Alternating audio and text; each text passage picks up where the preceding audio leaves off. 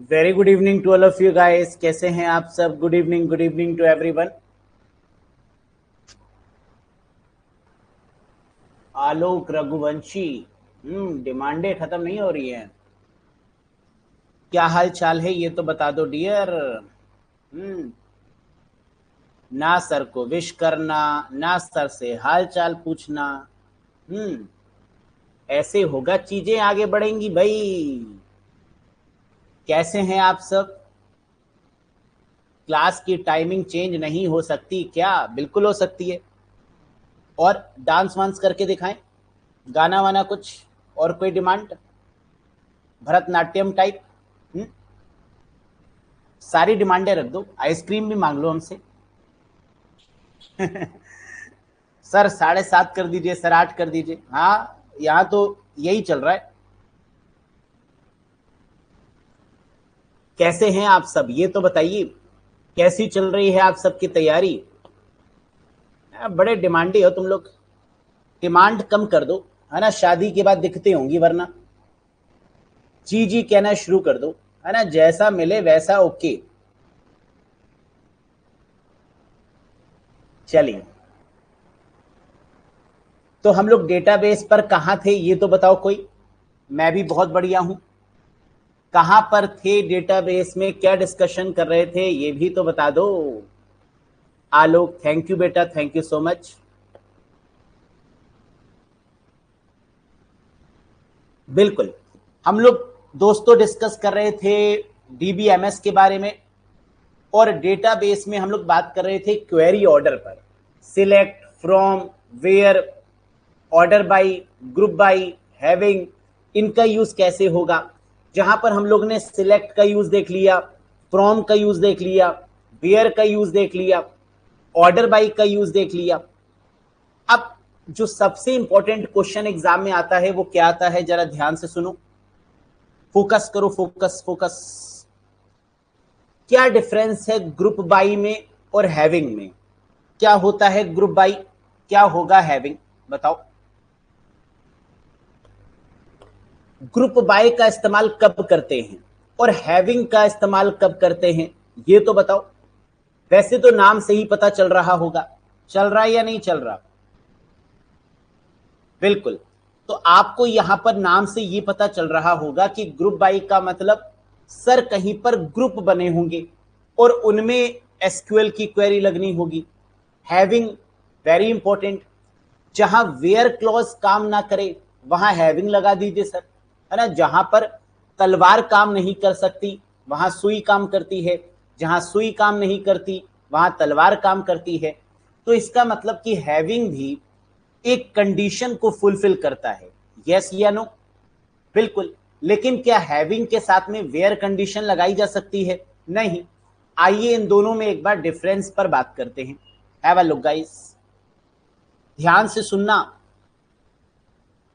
Group by, सबसे पहले group by के बारे में देखते हैं। ग्रुप का मतलब होता है collection. Group by clause is use to group the data according to particular column या रो।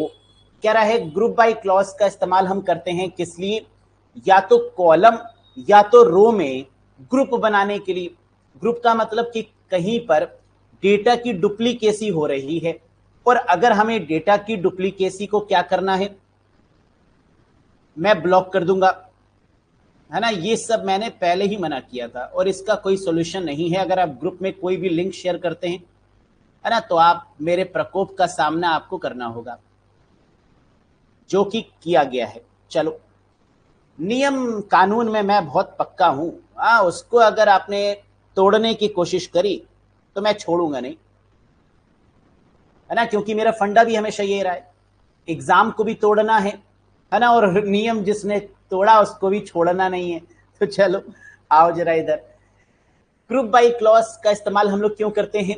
ग्रुप के लिए। Group by clause is use to group the data according to the particular column और row. Group by can be used without having clause. एक और नियम है। क्या नियम है जरा ध्यान से देखो। एक नियम यह भी है कि group by can be used without having clause with the select statement.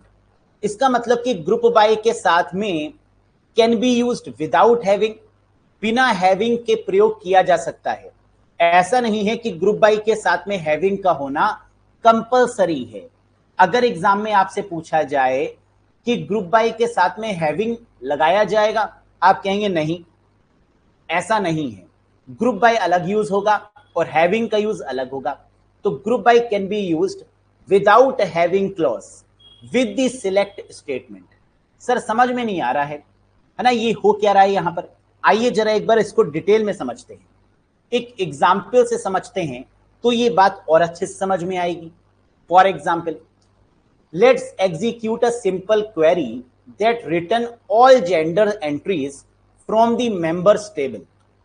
कह रहा है एक मेंबर नाम की एक टेबल है जिसमें कॉलम का नाम जेंडर है और female female male female male male male male male ये डेटा दिया हुआ है। इसका मतलब एक ऐसी टेबल गिवन है जिसमें जेंडर में फीमेल भी है और मेल भी है। क्या ये टेबल सही मानी जाएगी? यस या नो? सर नहीं, क्योंकि इस टेबल में कई बार फीमेल आया हुआ है, इस टेबल में कई बार मेल आया हुआ है। तो ये टेबल क्या है? सर सही नहीं मानी जाएगी, क्योंकि यहां पर डेटा में रिडंडेंसी है, डेटा में डुप्लीकेसी है। तो सर सही कैसे मानी जाएगी ये टेबल? Very good. इसका मतलब यहां पर अगर हम ग्रुप बाय क्लॉज का यूज कर दें और इसमें सिर्फ मेल और फीमेल कोई ग्रुप बना दिया जाए तो क्या बनाया जा सकता है? हां, कैसे? ऐसे, suppose we want to get the unique value for gender, table is members. कह रहे कुछ ऐसा हो जाए कि जेंडर नाम के कॉलम में मेल और फीमेल आ जाए। और इसको करने का तरीका क्या होगा? Select gender. क्योंकि सिलेक्ट किसके साथ में यूज होता है बताइए मुझे? सर आपने बताया था प्रीवियस सेशन में कि सिलेक्ट का यूज कॉलम नाम के साथ में होता है और कॉलम का नाम यहां पर क्या है? जेंडर। तो सिलेक्ट जेंडर। इस पूरे टेबल का नाम क्या है? मेंबर्स। तो फ्रॉम मेंबर्स। और ग्रुप बाय किस पर अप्लाई करना है? कॉलम पर, यानी जेंडर पर। तो ग्रुप बाय जेंडर। अब इसका फायदा क्या होगा जरा देखो। जो इसका आउटपुट आएगा वो ये आएगा, जेंडर मेल और फीमेल। हम जानते हैं कि प्रीवियस वाले पार्ट में जो जेंडर है वो या मेल है या फीमेल है, और हमने इसको क्या कर दिया? ग्रुप कर दिया, सिर्फ दो में डिवाइड कर दिया, मेल और फीमेल। इसका ग्रुप बना दिया। और इसके लिए जो हमने क्वेरी यूज करी वो क्या थी? Group by. तो select gender from members group by gender, जिससे एक जेंडर मेल का बन गया और एक फीमेल का बन गया। क्या ये बात समझ में आ गई? अगर हां तो यस सर लिख दो फटाफट। The group by clause in SQL grouped all the male members. कह रहा है ग्रुप बाय ने क्या किया? यहां पर मेल मेंबर्स का एक ग्रुप बना दिया and returned only a single row, और इसकी एक रो रिटर्न कर दी। For it did the same with the female member, और फीमेल मेंबर के साथ में भी इसने यही काम किया है। ये है ग्रुप बाय का सबसे बढ़िया यूज। आगे बढ़ते हैं, हैविंग का यूज कहां करेंगे? तो आपने कहा सर हम इतना तो जानते हैं कि हैविंग का यूज कंडीशन के साथ में करते हैं, लेकिन कंडीशन के साथ में तो वेयर का यूज भी करते हैं। तो डिफरेंस क्या है? आइए जरा इस पर एक बार फोकस करते हैं। It is used for applying some extra condition to the query. कह रहा है अगर कोई एक्स्ट्रा कंडीशन हमें अप्लाई करनी है क्वेरी में तो हैविंग क्लॉज का प्रयोग करेंगे। बहुत बढ़िया। Having can not be used without group by clause. कह रहा है लेकिन यह जरूरी है कि हैविंग का इस्तेमाल हमेशा किसके साथ में होगा? ग्रुप बाय के साथ में होगा। Having can not be used, having का इस्तेमाल बिना ग्रुप बाय के नहीं हो सकता, लेकिन ग्रुप बाय के केस में हैविंग आए ये कंपलसरी नहीं। क्या ये बात समझ में आई? फिर से एक बार, having can not be used without group by clause, यानी हैविंग के केस में ग्रुप बाय का होना कंपलसरी है ना? ये चीज याद रखिएगा। The having clause can contain aggregate function. Having clause का यूज हम तभी करेंगे जब हमें sum, average, minimum, maximum function का यूज करना होगा। इन्हीं के साथ में हम एग्रीगेट फंक्शन का यूज करते हैं, हैविंग क्लॉज का यूज करते हैं। It restrict the query output by using some condition, क्योंकि ये एक तरीके से कंडीशन पर अप्लाई किया जा रहा है। तो कंडीशन पर अप्लाई करने का मतलब कि ये रेस्ट्रिक्ट करेगा क्वेरी को, है ना। जहां सैलरी ग्रेटर देन इतनी है, ऐसे केसेस में क्या हम रेस्ट्रिक्शन लगा रहे होते हैं? जी हां। Next, the having clause was added to SQL because the where keyword can not be used with aggregate function. यही है सबसे पावरफुल चीज। क्या? हैविंग क्लॉज का यूज हम इसलिए कर रहे हैं क्योंकि वेयर क्लॉज का यूज यहां पॉसिबल ही नहीं है। Where keyword can not be used with the aggregate functions. Aggregate function होते क्या है ये आपको आगे पता चलेगा। Next, the SQL having clause is used if we need to filter the result set based on aggregate function. कह रहा है हैविंग क्लॉज का यूज हम तभी करते हैं जब मिनिमम फंक्शन की बात की जाए, मैक्सिमम फंक्शन की बात की जाए, सम की बात की जाए, एवरेज की बात की जाए या काउंट करने की बात की जाए। तो यानी जो ओवरऑल जो कंक्लूजन निकल के आया वो क्या आया कि सर हैविंग क्लॉज का इस्तेमाल कंडीशन के लिए करते हैं, जहां पर वेयर का प्रयोग नहीं हो सकता वहां हैविंग का यूज करते हैं। मिनिमम फंक्शन, मैक्सिमम फंक्शन, सम, एवरेज और काउंट फंक्शन, जिन्हें एग्रीगेट फंक्शन बोलते हैं, इसके साथ में हैविंग का यूज करते हैं। बस इतनी बातें आपको याद रखनी है हैविंग के केस में और ग्रुप बाय के केस में। Next, SQL function. अब एग्जाम में क्वेश्चन आता है कि एसक्यूएल कितने फंक्शन पर बेस्ड है? 2 function. SQL has 2 built-in function for performing the calculations on data। समझ में आया बेटा? आओ समझते हैं। SQL का पहला फंक्शन है एग्रीगेट फंक्शन, जिस पर SQL क्वेरी काम करेगी, और दूसरा है SQL का स्केलर फंक्शन। डिफरेंस क्या है एग्रीगेट फंक्शन में और स्केलर फंक्शन में? इधर आओ समझो। एग्रीगेट फंक्शन का मतलब होता है 7 फंक्शंस, जिसमें एवरेज आएगा, काउंट आएगा, फर्स्ट आएगा, लास्ट आएगा, मैक्सिमम वैल्यू आएगी, मिनिमम वैल्यू आएगी और सम आएगा। अगर हमें एवरेज फाइंड करना है, रिटर्न्स द एवरेज वैल्यू। अगर हमें काउंट करना है रोज को, तो return the number of rows कि हमारे टेबल में रोज कितनी है, count function. First, return the first value. Last, return the last value. Maximum, return the bigger value या largest value. Minimum, return the smallest value. और sum, returns the सम। ये हमारे होते हैं क्या? Aggregate function. तो सर स्केलर फंक्शन कितने हैं? ये भी 7 हैं। कौन कौन से? अपर case, lower case, mid, length, round, now और फॉर्मेट। अब एग्जाम में एक क्वेश्चन आता है, क्या नीचे दिए गए ऑप्शन में कौन से एग्रीगेट फंक्शन नहीं है? ये एग्रीगेट फंक्शन होते हैं, इसके अलावा अगर कुछ भी पूछा जाए तो वो एग्रीगेट नहीं होगा। नीचे दिए गए क्वेश्चन में ऑप्शंस में कौन सा स्केलर फंक्शन नहीं है? तो ये आपके स्केलर फंक्शन होते हैं। Upper case, convert a field to the upper case, capital में कन्वर्ट करेगा।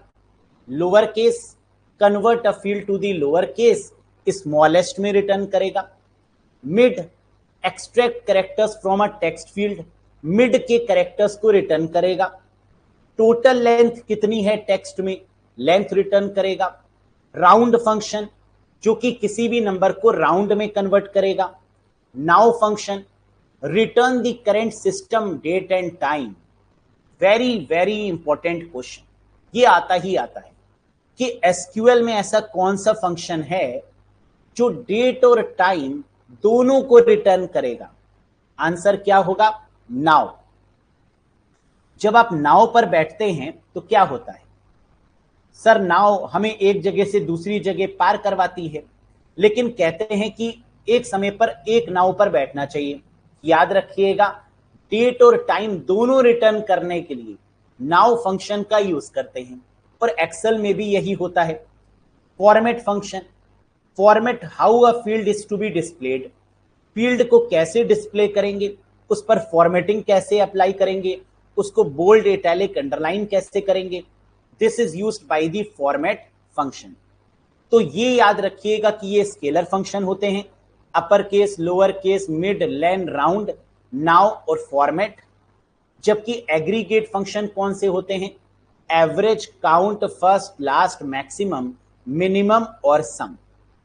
क्या ये बात समझ में आई? यस और नो?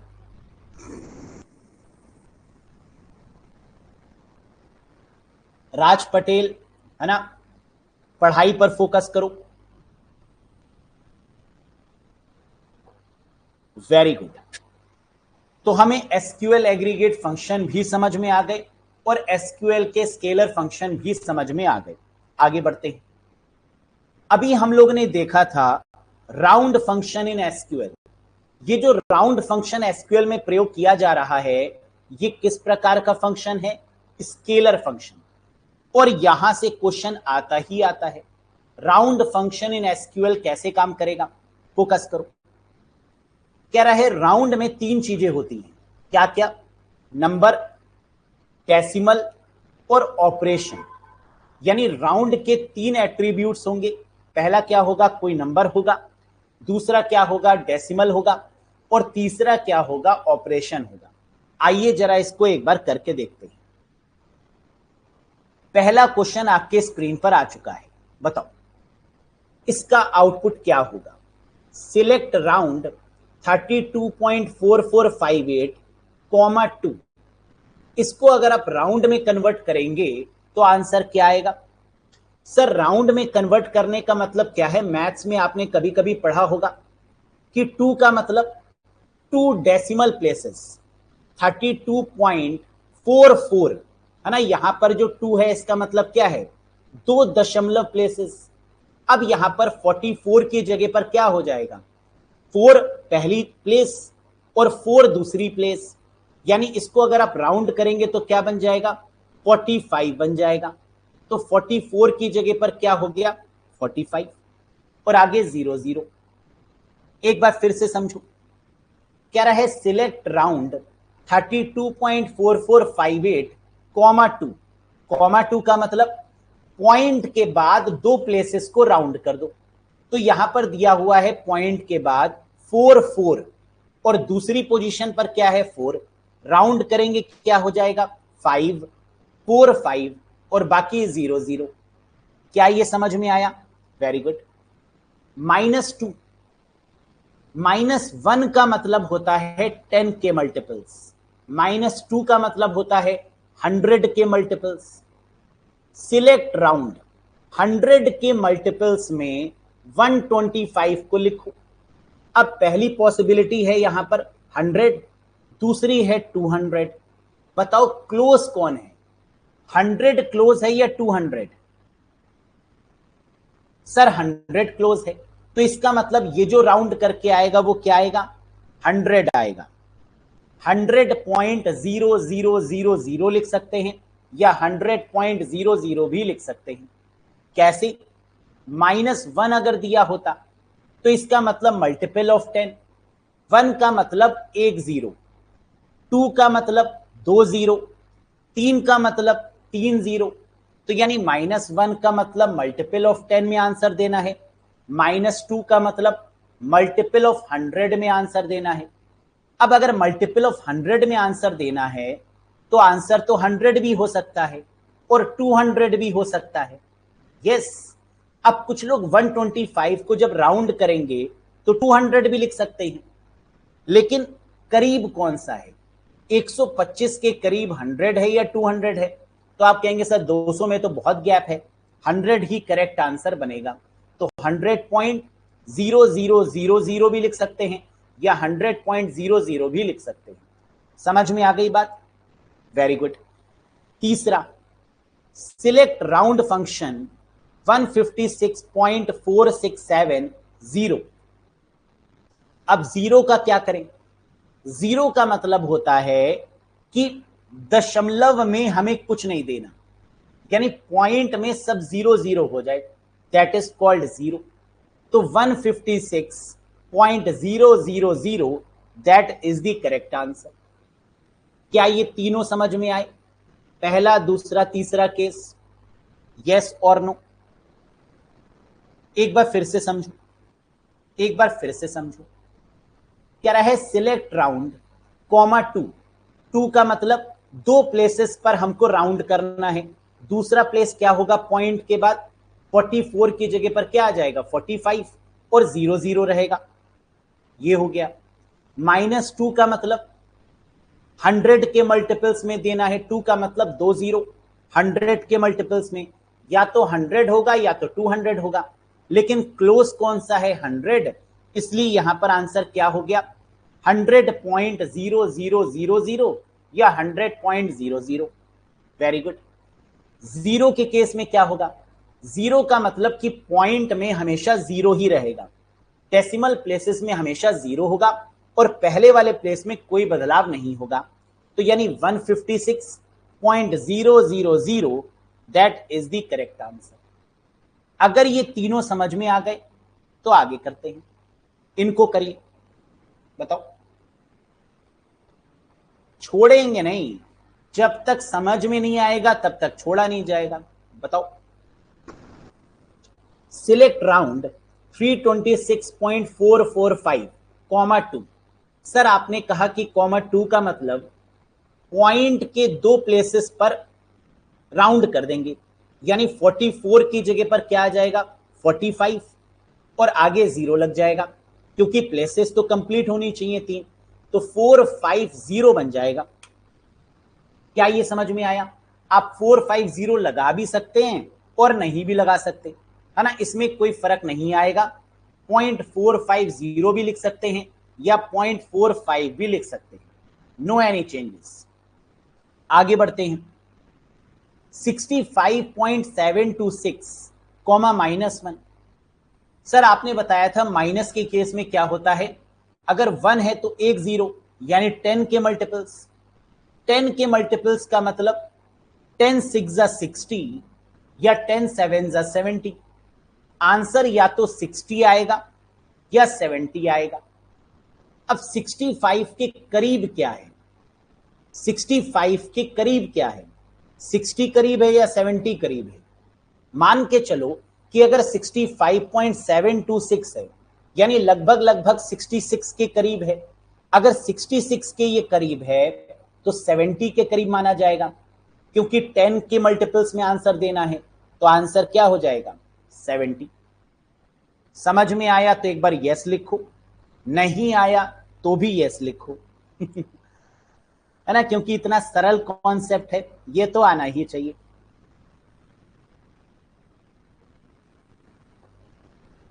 समझ गए? अभी भी नहीं समझे? कोई बात नहीं, इधर आओ। ये तो समझ में आया ना? -1 के केस का मतलब मल्टीपल ऑफ 10, -2 का मतलब मल्टीपल ऑफ 100। बाई चांस अगर यहां पर -3 दिया होता तो -3 का मतलब क्या होता? सर 1000 के मल्टीपल्स, है ना। 3 का मतलब 3 0 और 3 0 का मतलब मल्टीपल ऑफ 1000। -4 दिया होता यानी 10,000 के मल्टीपल्स। यही तो हो रहा है ना। आगे आओ, अब करो जरा इसको। राउंड 748.58 -4, बताओ आंसर क्या आएगा?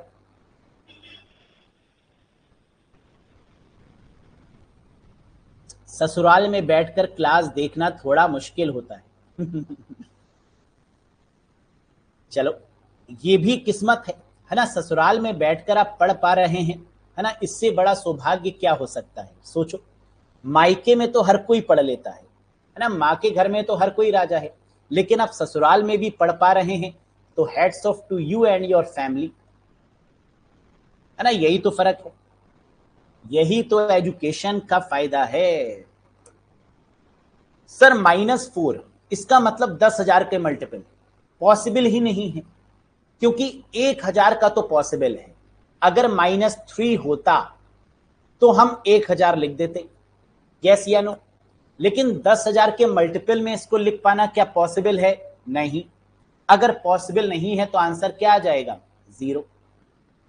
समझ में आया 0 क्यों आया?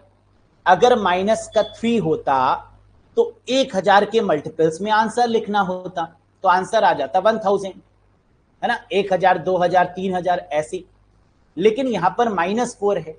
-4 का मतलब होता है 4 बार 0, यानी 10,000 के मल्टीपल्स, जो कि पॉसिबल ही नहीं है। अगला देखो, राउंड करो 235.415, 2 को। अच्छा, पॉइंट के बाद दूसरी डिजिट क्या है? 1, 4 1, 1 को क्या कर दो 2, यानी 4 2, तो करेक्ट आंसर क्या आ जाएगा?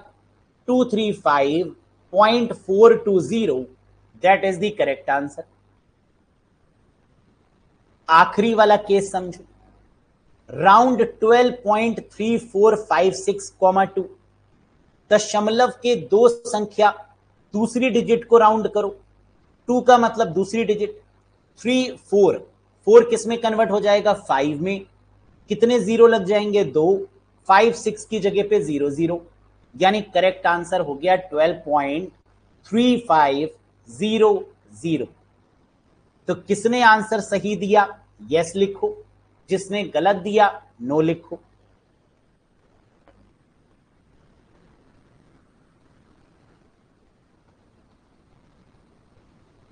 Vivek Kumar, very good. बताओ, क्लियर है? अच्छा, समझ में आया या नहीं आया? कर लेंगे ना राउंड फंक्शन को आसानी से, है ना? बिल्कुल समझ में आ गया होगा, छप गया होगा। अगर छप गया तो 3 क्वेश्चन को अपने आप करिए। लेकिन यहां कहानी में ट्विस्ट है। पहला तो आप कर लेंगे, दूसरा तीसरा कुछ बदलाव है। आइए जरा देखते हैं। Select round 123.467, 0। 0 का मतलब कि डेसिमल प्लेसेस पर 0 आ जाए, है ना, बाकी इधर कोई चेंजेस ना हो। तो 123.000, दैट इज द हीरो, है ना, ये करेक्ट आंसर हो गया।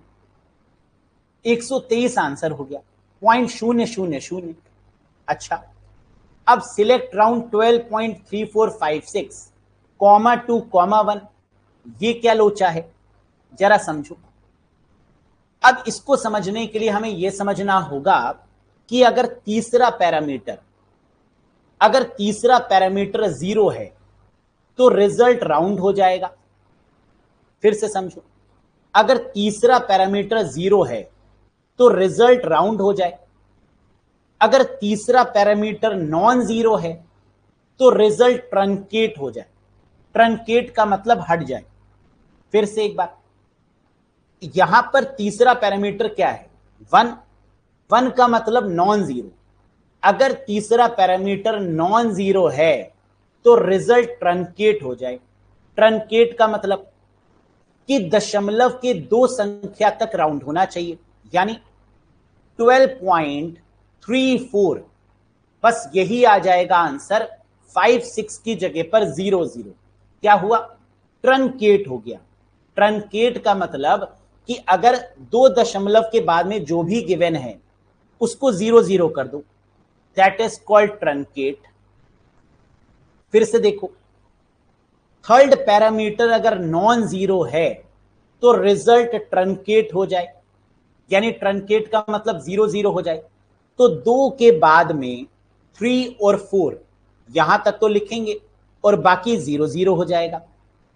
अगला करो, 1 दिया हुआ है तीसरा पैरामीटर, यानी रिजल्ट इज ट्रंकेटेड, ये हो जाएगा 2 के बाद में, यानी -4 5 तक तो आंसर आएगा, लेकिन 6 की जगह पर 0 हो जाना चाहिए। तो आंसर आ गया -23.450। क्या ये तीसरा पैरामीटर समझ में आया? कुछ कुछ आया। आइए जरा बहुत कुछ समझते हैं। ये करो, सिलेक्ट राउंड 235.415, 2, 1। ये क्या है सर? 1 है। 1 का मतलब थर्ड पैरामीटर नॉन जीरो है, रिजल्ट ट्रंकेट होगा, यानी 2 के बाद में तीसरा जो होगा वो 0 होगा, यानी 0.410, that is the correct answer, 0.410। ये तो समझ में आ गया होगा। आगे देखो, सिलेक्ट राउंड 1 to 5.315, 2, 0। अगर तीसरा पैरामीटर 0 है तो क्या करें, रिजल्ट राउंड कर दिया जाए। राउंड का मतलब क्या होगा, 315 है, यानी दो दशमलव पे राउंड कर दें।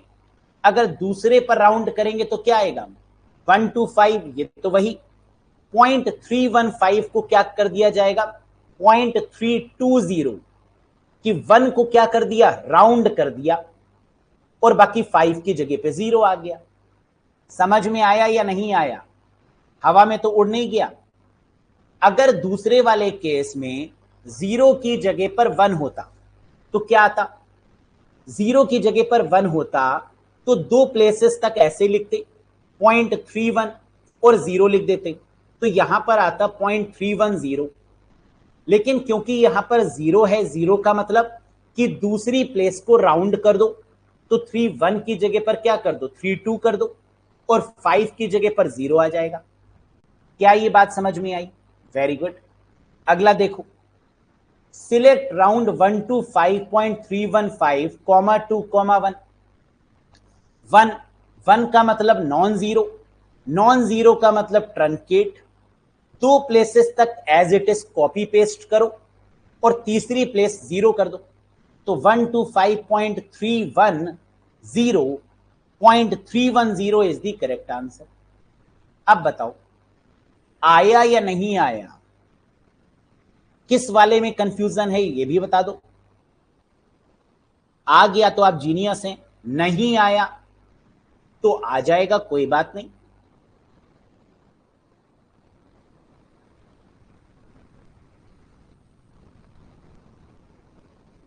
एक बार फिर से बता दें इस वाले को, है ना, एक बार फिर से समझ लो। हमें पता है कि अगर 1 होगा, अगर तीसरा पैरामीटर 1 है यानी नॉन जीरो है, तो क्या कर दे, रिजल्ट को ट्रंकेट कर दे। ट्रंकेट करने का मतलब 2 दशमलव तक कॉपी पेस्ट करो और तीसरा वाला 0 कर दो, है ना, यही तो मतलब है। तो 2 दशमलव तक कॉपी पेस्ट किया 0.41 और 5 की जगह पर 0 कर दिया, तो ये आ गया 410। Select round 1 to 5.315, 2, 0। 0 का मतलब अगर तीसरा पैरामीटर 0 है तो राउंड कर दो, 2 दशमलव तक राउंड कर दो, तो 31 की जगह पर क्या हो जाएगा, राउंड करने पर 32 हो जाएगा, और 5 की जगह पे 0 हो जाएगा, तो 0.320।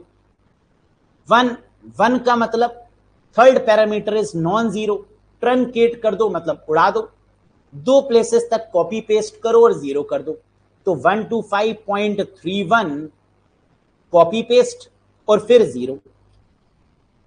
अब समझ में आया या नहीं आया, आया, ऑब्जर्व करो, है ना, चीजों को अगर बार बार देखोगे तो समझ में आ ही जाएगा। इतने तो टैलेंटेड हैं आप लोग। ठीक, चलो, पहला वाला नहीं आया, पहला वाला कौन सा, बिल्कुल पहला वाला जो लिखा हुआ ये नहीं आया, इसमें क्या नहीं आया, ये वाला। 2 प्लेसेस तक आपको क्या करना है, 1 का मतलब नॉन जीरो, नॉन जीरो के केस में ट्रंकेट, 2 प्लेसेस तक कॉपी पेस्ट कर दो, 2 प्लेसेस तक पॉइंट के बाद कॉपी पेस्ट मारो, तो 2 प्लेसेस क्या हैं, 4 और 1, 4 और 1 को कॉपी पेस्ट, बस 5 की जगह पर 0, खत्म। ठीक, चलो, बस यही क्वेश्चन इससे बनते हैं राउंड फंक्शन से, और आता जरूर है, ये कंपलसरी है। अभी हम दिखाएंगे कि आपके प्रीवियस ईयर के पेपर में ये आया भी हुआ है ना, स्क्रीनशॉट भी है, दिखाएंगे।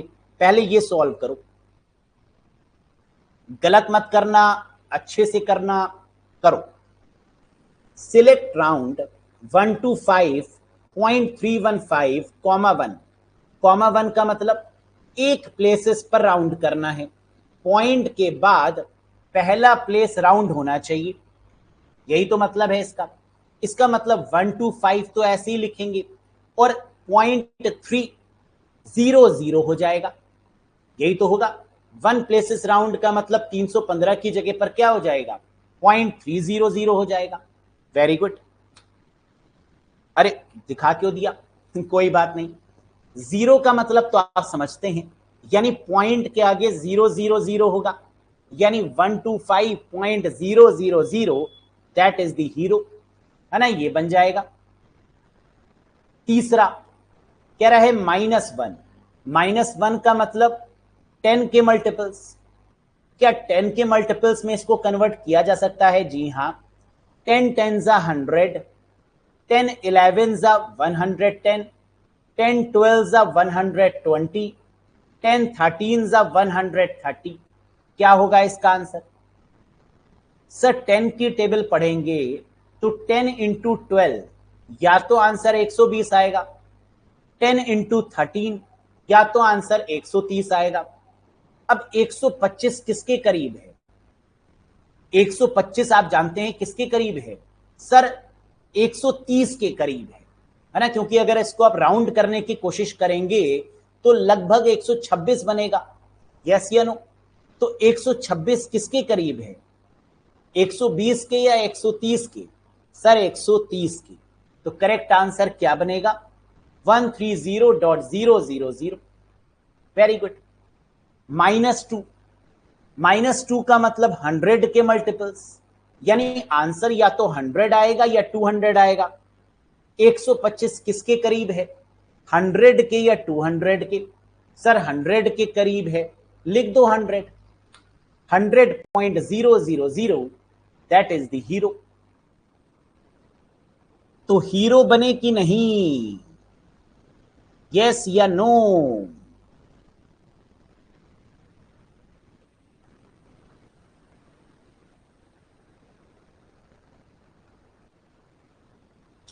कोई दिक्कत नहीं है। एक क्वेश्चन आया कि सर थर्ड पैरामीटर में अगर 0 और 1 को छोड़कर कुछ दिया है तो क्या करेंगे? कोई दिक्कत नहीं। अगर 0 है तो रिजल्ट राउंड होगा, 1 है, 2 है, 3 है, तो इसको नॉन जीरो मानेंगे, यानी एक ही जैसा ट्रीट करेंगे। चाहे 1 हो तीसरा पैरामीटर, चाहे 2 हो, चाहे 3 हो, चाहे 4 हो, चाहे 5 हो, चाहे 6 हो, नॉन जीरो है ना। अगर नॉन जीरो होगा तो इसका मतलब रिजल्ट इज ट्रंकेटेड। ट्रंकेटेड का मतलब कॉपी पेस्ट, उतने प्लेस पर कॉपी पेस्ट, बाकी जीरो। समझ में आया या नहीं आया? नीचे क्या लिखा है? तीसरा पैरामीटर या तो जीरो होगा या तो जीरो नहीं होगा। जीरो होगा तो राउंड कर दीजिएगा, और जीरो नहीं होगा, 1 2 3 4 5 6 7 8 कुछ भी होगा, तो वो रिजल्ट ट्रंकेट कर दीजिएगा। क्लियर? Very good. देखो कितना प्यारी चीज लिखी हुई है ना। यहां 0 और 1 तो दिया ही नहीं है, एक जीरो है और दूसरा नॉन जीरो है। समझ में आ गया? तो हम वो चीज लिखते ही नहीं है जो आपको कंफ्यूजन क्रिएट करे। मक्खन की तरीके से समझ में आ गया होगा। यस। अब जरा एग्जाम का क्वेश्चन देख लो। The SQL statement select round 65.726 -1 from dual.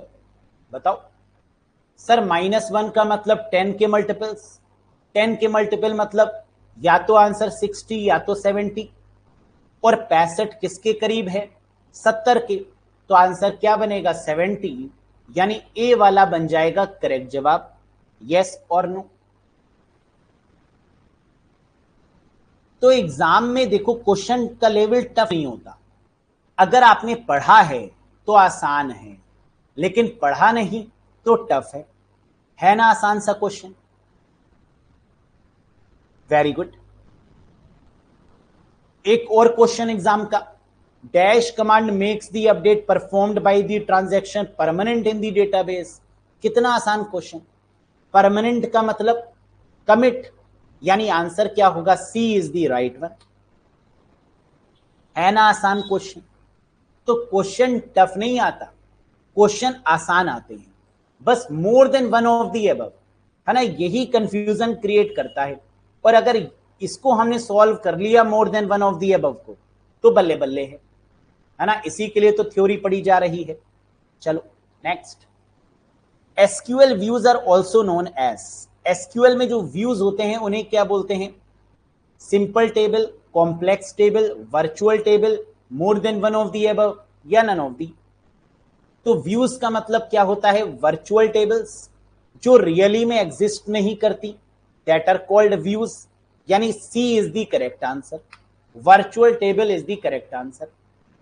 Next, if we have not specified ascending or descending after an SQL order by clause, which of the following is used by default? कह रहा है if we have not specified, अगर हमें ना तो ascending दिया गया है ना descending दिया गया है SQL order by clause के केस में, तो हम by default क्या मानते हैं? ascending। ascending का मतलब option C is the correct answer. अब आपकी निगाहें more than one of the above पे गई नहीं होंगी, क्यों? क्योंकि आपको पता है कि सर बाय डिफॉल्ट तो असेंडिंग ही होता है, तो मोर than one of the above पर क्या आपकी निगाहें गई? नहीं। ये है कॉन्सेप्ट की पावर। इसका मतलब कि अगर कॉन्सेप्ट क्लियर है तो आप आंसर को ढूंढते हैं, ना कि ऑप्शंस को देखते हैं। समझ में आया? Next, which of these query will display the given table? बताओ।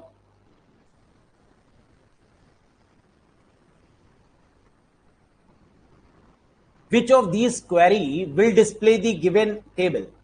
टेबल में जो कॉलम का नाम है वो क्या है? नेम। सिलेक्ट के साथ में क्या कहीं नेम गिवन है? हाँ, दो जगह पर। या तो आंसर सेकंड होगा या थर्ड होगा, या सेकंड होगा या थर्ड होगा। एनी, बॉब, कैली, डेरेक, ये क्या है? एम्प्लॉय के नाम। इसका मतलब इस टेबल का नाम क्या होगा? एम्प्लॉय। और सिलेक्ट और फ्रॉम का होना तो मैंडेटरी है। सचिन सर ने बताया था कि दो का होना मैंडेटरी है, सिलेक्ट और फ्रॉम।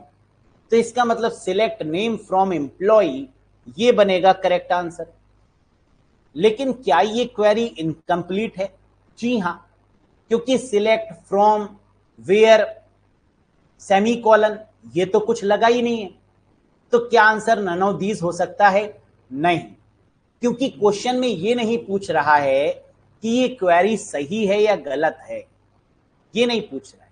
सिर्फ ये पूछ रहा है कि ये बताओ कि इसको देखते हुए कौन सा सही लग रहा है आपको। तो हमने कहा सिलेक्ट के साथ में नेम आएगा, फ्रॉम के साथ में टेबल का नाम आएगा।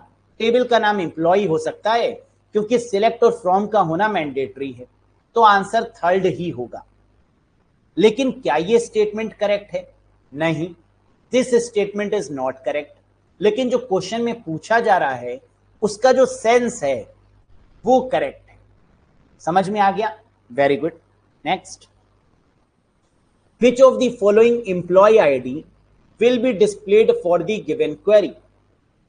Select asterisk from employee where employee ID is greater than 1009। अच्छा, कह रहा है इस चार्ट में आंसर क्या होगा? अगर एम्प्लॉय आईडी 1009 से ग्रेटर है तो इसका मतलब 1001 होगा नहीं, 1009 होगी नहीं, 1018 होगी। तो करेक्ट आंसर होगा 1018, यानी fourth is the correct answer. बोलो। ठीक, very good. Next, dash symbol is used to see every column of a table. किस सिंबल का प्रयोग करते हैं हर एक कॉलम को देखने के लिए? सर अगर सारे कॉलम्स की बात करेंगे तो एस्ट्रिक का यूज करेंगे, यानी third option is the correct one. All के केस में क्या आएगा? Asterisk. Which of the following is not a transaction control command in SQL? कौन सा कमांड TCL में काउंट नहीं होता? रोल बैक होता है, सेव पॉइंट होता है, ग्रांट, कमिट। कमिट भी होगा, रोल बैक भी होगा, सेव पॉइंट भी होगा, लेकिन ग्रांट नहीं होगा, है ना, क्योंकि ग्रांट और रिवोक क्या है? TCL कमांड है, डेटा को कंट्रोल करने वाले हैं, ना कि ट्रांजैक्शन को कंट्रोल करने वाले। So the correct answer is Grand. Clear? Next, which of the following represent the 3 basic SQL DML command? इनमें से डीएमएल कमांड कौन से हैं, जरा नाम बताइए। इंसर्ट, अपडेट और डिलीट, ये होते हैं डीएमएल कमांड। तो करेक्ट आंसर क्या होगा? Option 4, insert, update and delete. Next, in SQL the function average, minimum, maximum, sum, count are called. इन्हें कौन से फंक्शंस बोलते हैं? एग्रीगेट, एडजंक्ट, सेट, स्केलर या नन ऑफ दीज? तो आंसर क्या होगा? Aggregate functions. अभी पढ़ा हम लोग ने थोड़ी देर पहले ही कि ये सब क्या है? एग्रीगेट है। Next, in SQL the function upper case, lower case, mid, length, round are called as. इनको क्या बोलते हैं? सर राउंड के तो अभी हम लोग ने कई सारे केसेस भी देखे। ये स्केलर फंक्शन रिप्रेजेंट करेंगे, यानी second is the correct answer. बहुत बढ़िया, these are called scalar one. Next, SAP, Sybase, MySQL, Oracle are example. ये कैसे डेटाबेस हैं? DBMS, RDBMS database, high level programming language या ऑल ऑफ दीज? सर ये तो RDBMS है ना, रिलेशनल डेटाबेस मैनेजमेंट सिस्टम है। SAP, Sybase, MySQL, Oracle. तो करेक्ट आंसर होगा second one, RDBMS, relational database management system. Next, truncating table shall. Tables को truncate करने का मतलब क्या होता है? Empty a table completely, delete the selected rows only, delete the selected columns only, add one table with another या more than one of the above. क्या होगा? ध्यान से बताइएगा। सर ट्रंकेट का मतलब डिलीट करना, तो जो रोज हैं उनको डिलीट करना। इसका मतलब कि एम्प्टी अ टेबल कंप्लीटली, इसके द्वारा क्या पूरी टेबल हमारी खाली हो जाती है? यस, पूरी टेबल को एम्प्टी करना, दैट इज कॉल्ड ट्रंकेटिंग। इस क्वेश्चन में मोए मोए होता है, ये इंपॉर्टेंट है। तो ट्रंकेटिंग टेबल्स का मतलब कि जो रोज हैं उनको डिलीट करना, लेकिन इस रोज डिलीट करने पर क्या होगा? एम्प्टी अ टेबल कंप्लीटली, वो टेबल पूरी कंप्लीटली क्या हो जाएगी? एम्प्टी हो जाएगी, उसमें कोई भी डेटा रिमेनिंग नहीं रहेगा। Next, which SQL keyword is used to retrieve only unique values? Very important one. Unique values का मतलब कि जो रिडेंडेंसी है डेटा की वो रिमूव होनी चाहिए, जो डुप्लीकेसी है वो रिमूव होनी चाहिए। और डुप्लीकेसी को रिमूव करने के लिए क्या यूज करेंगे? डिस्टिंक्ट का, यानी third is the correct answer. Very good. Next, what is a view? Database में व्यू क्या होता है? A view is a special stored procedure executed when certain event occur. A view is a virtual table which result of executing a precompiled query. A view is a database diagram. All of these या none of these? And the correct answer is, अभी मैंने बताया था कि views का मतलब क्या है? Virtual tables. A view is a virtual table which result of executing a precompiled query, जो कि प्री कंपाइल्ड क्वेरी को एग्जीक्यूट करने में मदद करता है। Virtual tables, that is called view. Next, which of the following SQL command is used to retrieve the data? Data को निकालने के लिए कौन सा एसक्यूएल कमांड यूज करेंगे? डिलीट नहीं, इंसर्ट नहीं, सिलेक्ट हां, that is the correct answer. Select from where, order by, group by, having. Next, which SQL keyword is used to sort the result set? Sorting करने के लिए कौन सा SQL command use करेंगे? Sort by नहीं, order नहीं, order by हां, that is the correct one. Very good. The dash clause of select query allow us to select only those rows in the result that satisfy a specific condition. Condition को true करने के लिए, condition apply करने के लिए where clause का use करते हैं. Select query allow us to select only those rows in the result that satisfy a specific condition. Where answer is option number 1. Clear हुआ या नहीं बताओ? Very good. अब बात करेंगे normal forms in database, normalisation, keys in a database, very very important one. तो अब बात करेंगे नॉर्मलाइजेशन पर, उसके बाद बात करेंगे कीज पर, उसके बाद बात करेंगे और भी इंपॉर्टेंट फैक्टर्स पर, है ना. बहुत चीजें हैं, डेटाबेस बड़ा टॉपिक है और बहुत सारे क्वेश्चन भी यहां से आते हैं. नॉर्मलाइजेशन से कैंडिडेट को बड़ा कंफ्यूजन है, जबकि इससे आसान कोई टॉपिक नहीं, है ना. Very very easy topic is normalisation. होता क्या है ये नॉर्मलाइजेशन? What is normalisation? क्या एग्जाम में भी नॉर्मलाइजेशन होता है? हाँ सर अगर कई शिफ्ट में एग्जाम होता है तो नंबर्स को नॉर्मलाइज करने के लिए नॉर्मलाइजेशन किया जाता है. यानी एक बड़े एग्जाम को छोटे छोटे हिस्सों में डिवाइड किया जाता है, एग्जाम के पैटर्न के अकॉर्डिंग, नंबर्स के अकॉर्डिंग नॉर्मलाइज किया जाता है, जिसका बेनिफिट भी है और लॉस भी है या नहीं? अगर आपकी शिफ्ट का पेपर आसान आया तो आपको लॉस होगा, है ना, क्योंकि नॉर्मलाइजेशन में आपके मार्क्स कम हो जाएंगे. और अगर आपकी शिफ्ट का पेपर टफ आया तो आपके मार्क्स बढ़ जाएंगे. यही तो है नॉर्मलाइजेशन. लेकिन क्या नॉर्मलाइजेशन एक जस्टिफाई प्रोसेस है? एग्जामिनेशन के पॉइंट ऑफ व्यू से तो नहीं, है ना. That is not a crystal clear one. लेकिन डेटाबेस के लिए हाँ, ये एक बढ़िया प्रोसेस है. मतलब क्या है नॉर्मलाइजेशन का, नॉर्मल फॉर्म्स का? एक बड़े टेबल को छोटे छोटे टेबल्स में डिवाइड कर लिया जाए. क्यों? बड़े टेबल को समझना मुश्किल है, लेकिन अगर हम उसको छोटे छोटे टेबल्स में डिवाइड करेंगे तो क्या इसको समझना आसान है? जी हाँ. जैसे हम लोग ने पढ़ा था नेटवर्किंग में सबनेटिंग, एक बड़े से आईपी एड्रेस को छोटे छोटे आईपी एड्रेस में डिवाइड करना सबनेटिंग होता है. वैसे ही एक बड़े डेटाबेस को छोटे छोटे डेटाबेस में डिवाइड करना नॉर्मलाइजेशन कहलाता है. So normalization is the process of removing redundancy. अगर कहीं डुप्लीकेसी है डेटा की, उसको ये रिमूव करेगा. क्या ये रिमूव करता है?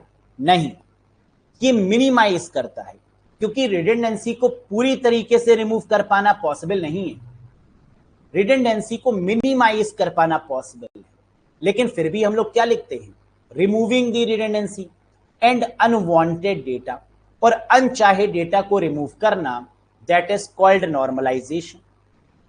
यस, तो इसको हम लोग समझेंगे डिटेल में, लेकिन ये एक नया टॉपिक है डेटाबेस में, तो नया topic with new energy, with new day. तो आज के लिए इतना ही. कल डिस्कस करेंगे नॉर्मल फॉर्म्स इन डेटाबेस. ठीक, तो that's all for today guys. Thank you very much. Bye bye and take care. Revise करते रहिएगा पुराना, ऐसा ना हो कि नया सीखते जाएं और पुराना भूलते जाएं, क्योंकि जिस दिन सरप्राइज टेस्ट हुआ उस दिन मोए मोए हो जाएगा, चीन टपाक डमडम, है ना. फिर मुझसे मत कहना कि सर आपने बिना बताए टेस्ट ले लिया. बता तो देते, रिवाइज तो कर लेते, है ना. मौका नहीं दूंगा मैं, सरप्राइज लूंगा सीधे. चलिए, that's all for today guys. मिलते हैं कल, है ना. आलोक पांडे कह रहे हैं सर कब होगा टेस्ट? बहुत चालाक हो, है ना. मैं कह रहा हूं सरप्राइज होगा, ये कह रहे हैं कब होगा. तो कब होगा तो सरप्राइज कहां रह गया वो? विवेक कुमार कह रहे हैं सर सुनिए मेरी बात. फरमाइए जनाब. Thank you guys, thank you. Happy teachers day. आप लोग एडवांस में विश कर रहे हैं, तो गॉड ब्लेस यू तो हमेशा ही है. टीचर्स का कोई दिन नहीं होता. वो अलग बात है कि आप लोग विशेष कर रहे हैं. अगर टीचर की बात आप मानेंगे है ना। तो हर दिन टीचर का है, हर दिन पेरेंट्स का है। सबसे पहले टीचर्स डे किसको विश करिए? पेरेंट्स को, है ना, जिन्होंने हमें बड़ा किया, जिनकी वजह से इस दुनिया में हम हैं, वो टीचर्स हैं। इस दुनिया को हैप्पी टीचर्स डे विश करिए, क्योंकि डेली बेसिस पर दुनिया से आप बहुत धोखे खाते हैं, समय समय पर धोखे खाते हैं, है ना। अपने आप को फिर से स्ट्रांग मजबूत बनाते हैं और फिर से आगे बढ़ते हैं। तो हैप्पी टीचर्स डे हर एक एग्जाम को भी, जो इतनी मेहनत करने के बाद फिर से आप उठ खड़े होते हैं और कहते हैं उस जज्बे को सलाम कि अब फिर से तैयारी करेंगे, है ना। तो टीचर्स डे का मतलब यही है कि हम अपने गुरुओं को, जो भी हमारे, जो जिनसे हमने कुछ सीखा है ना, उन सबकी ब्लेसिंग्स को लेते हुए आगे बढ़े।